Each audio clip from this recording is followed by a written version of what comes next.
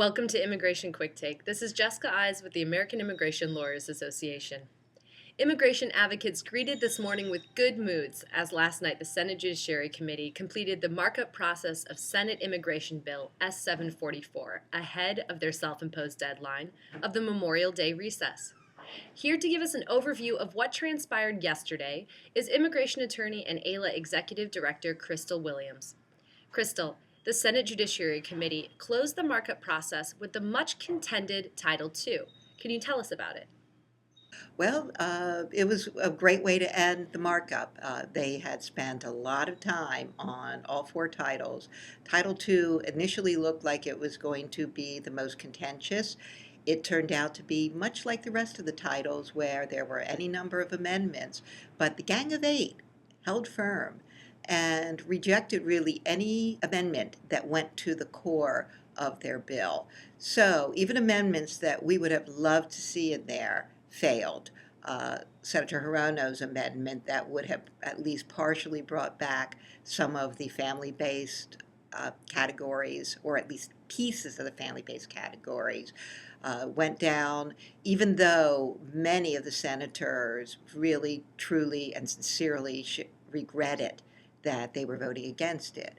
I think probably the most moving and compelling part of the entire debate took place last night when Senator Leahy presented his amendment to recognize marriages that are recognized in the state in which they took place, which of course includes same-sex marriages.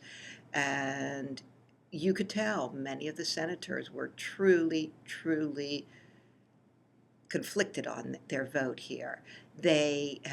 Several of them have spent many of the last several years working for marriage equality, and yet they found themselves feeling compelled to vote against this amendment. We actually saw hardened, seasoned senators near tears and possibly even in tears as they took the vote against that amendment. And ultimately, that amendment did go down. Again, though, it was part of the discipline of the Gang of Eight, much as they fought off the very restrictive amendments that were offered, they also fought off the favorable amendments as well. It seems like it has been a tough but collegial few weeks of work for the Senate Judiciary Committee, and they put in long hours to address the 300 amendments that were filed. What's your take on the process? Was the outcome as hoped? Perhaps even more compelling, or at least as compelling as the discussion of Senator Leahy's amendment last night, was the realization that Washington can work. If they can find a way to work across the aisle, indeed, this committee set a tone that we haven't seen in this city in a very long time. They were mutually respectful. They disagreed without being disagreeable for the most part. They managed to find common ground. And Senator Leahy managed to put together a process that even the most curmudgeonly among the committee had to admit and had to thank him for, because it was an open process. I think the bill is a better bill for it. And I think actually the Senate is a better Senate for it. If this sets the tone for other things that the Senate does and sets the tone for the House, Washington may be at least a little bit on its way to being fixed. Now that the Senate Judiciary Committee markup is complete, what comes next? First of all, the Senate floor. I think we're going to see a lot of the same amendments we saw in the committee come back on the Senate floor. I think we're going to see some more amendments. We're going to see a great deal of contention. Senator Schumer seems to think he can get 70 votes on it. We'll see. 60 votes would be great, but as many votes as we could get on it would be great. Interestingly, even Senator Grassley, who clearly opposes the core of the bill, indicated last night that he is going to vote yes on the motion to proceed. So, shockingly enough, we may not see a filibuster on this in the Senate.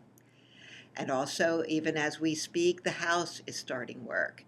The secret gang has come out, and they've said they have an agreement in principle. Now, we haven't seen the principles yet, much less the bill, But nevertheless, that's a good sign. Today, there will be hearings in the House. Of course, the hearings are termed why the 1986 legalization failed, or something along those lines, so you can tell what the tenor there is.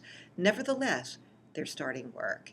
And from everything we are seeing, it's bipartisan work, it's sincere, it's across the aisle, and with any luck, and with some really good work by some members of the House of Representatives, we may see a repeat of the kind of good bipartisan work that we saw in the Senate.